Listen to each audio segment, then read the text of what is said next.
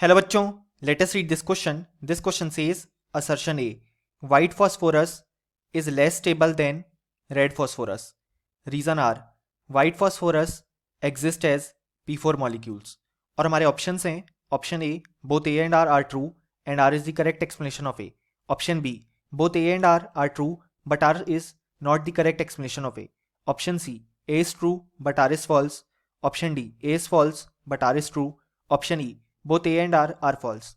सो इस क्वेश्चन में हमें असर्शन गिवन है कि जो व्हाइट फॉस्फोरस होता है वो कम स्टेबल होता है देन रेड फॉस्फोरस, और रीजन आर कहता है कि जो व्हाइट फॉस्फोरस है वो एग्जिस्ट करता है एज P4 मॉलिक्यूल.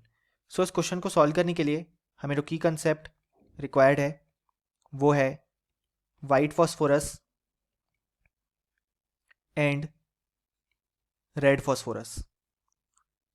सो अगर हम देखें यहाँ पे सबसे पहले तो हमारे पास जो वाइट फॉस्फोरस होता है, अगर हम उसका स्ट्रक्चर ड्रॉ करें तो वो हम कुछ इस तरीके से ड्रॉ कर सकते हैं कि यहाँ पे फॉस्फोरस इस तरफ अटैच्ड है इस तरीके से.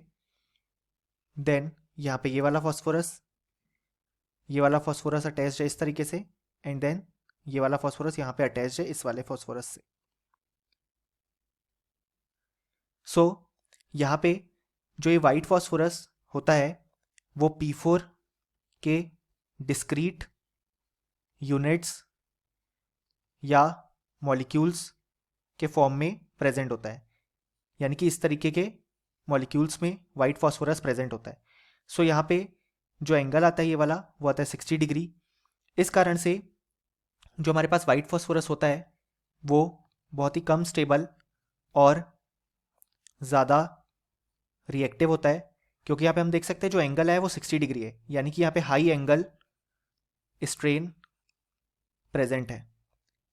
अब यहाँ पे हाई एंगल स्ट्रेन इसलिए प्रेजेंट है क्योंकि अगर हम यहाँ पे फॉस्फोरस का हाइब्रिडाइजेशन चेक करें तो वो हो जाएगा यहाँ पे हमारे पास sp3, क्योंकि यहाँ पे 3 बॉन्ड पेयर्स हैं और एक लोन पेयर प्रेजेंट है फॉस्फोरस का.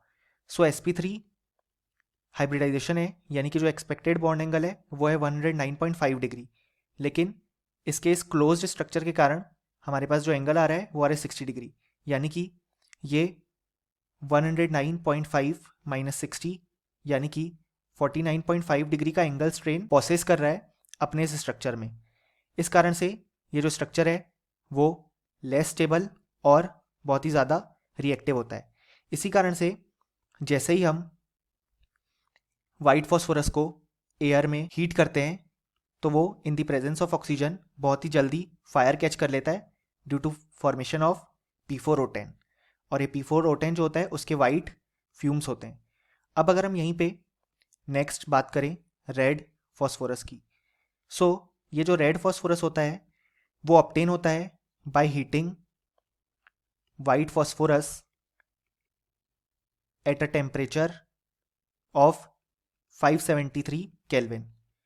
और जब हम वाइट फॉस्फोरस को 573 केल्विन पे हीट करते हैं तो हम इनर्ट एटमॉस्फेयर में हीट करते हैं बहुत दिनों के लिए, उसके बाद जाके हमें रेड फॉस्फोरस ऑब्टेन होता है. और अगर हम रेड फॉस्फोरस का स्ट्रक्चर देखें तो यहाँ पे बहुत सारे ऐसे यूनिट्स एक दूसरे के साथ कनेक्टेड होते हैं कुछ इस तरीके से कि यहाँ पे फॉस्फोरस है एंड इस तरीके से यहाँ पे स्ट्रक्चर प्रेजेंट होता है. सो यहाँ पे अगर हम इस स्ट्रक्चर को ड्रॉ करें तो ये कुछ इस तरीके से दिखता है. सिमिलरली ये जो यूनिट्स हैं वो आगे हमारे पास कंटिन्यूड होते हैं. सो यहाँ पे हुआ क्या, जो एंगल स्ट्रेन था वो अब रिलीव हो गया. इस कारण से हमारे पास जो रेड फॉस्फोरस फॉर्म हुआ है वो बहुत ही कम रिएक्टिव होता है और बहुत ही ज़्यादा स्टेबल होता है as compared to white phosphorus. So अब अगर हम हमारा असर्शन ये देखें तो वो कहता है कि जो वाइट फॉस्फोरस है वो लेस स्टेबल है देन रेड फॉस्फोरस. ये बिल्कुल करेक्ट है जैसा कि हमने देखा. रीजन आर कहता है white phosphorus exist as P4 molecules. ये भी बिल्कुल करेक्ट है क्योंकि जो वाइट फॉस्फोरस है वो इस तरीके से P4 मॉलिक्यूल्स के फॉर्म में एग्जिस्ट करता है जिसमें डिस्क्रीट यानी कि अलग अलग P4 मॉलिक्यूल्स प्रेजेंट होते हैं. और हमारा जो रीजन आर है वो असर्शन को एक्सप्लेन भी कर रहा है, क्योंकि यहाँ पे जो हमारे पास वाइट फॉस्फोरस है वो इस तरीके से P4 मॉलिक्यूल्स के फॉर्म में प्रेजेंट होता है, इसलिए यहाँ पे 60 डिग्री एंगल आता है और इसी कारण बहुत ही ज़्यादा एंगल स्ट्रेन आता है, इसीलिए जो वाइट फॉस्फोरस है वो लेस स्टेबल होता है। सो हमारा जो रीज़न आर है वो असर्शन को परफेक्टली एक्सप्लेन कर रहा है। सो जो करेक्ट ऑप्शन हो जाएगा वो होगा option A, both A and R true and R is the correct explanation of A. और फाइनली हम ये बोल सकते हैं कि इस क्वेश्चन का जो करेक्ट आंसर हो जाएगा हमारे पास वो हो जाएगा option A. Hope you understood it well, best of luck.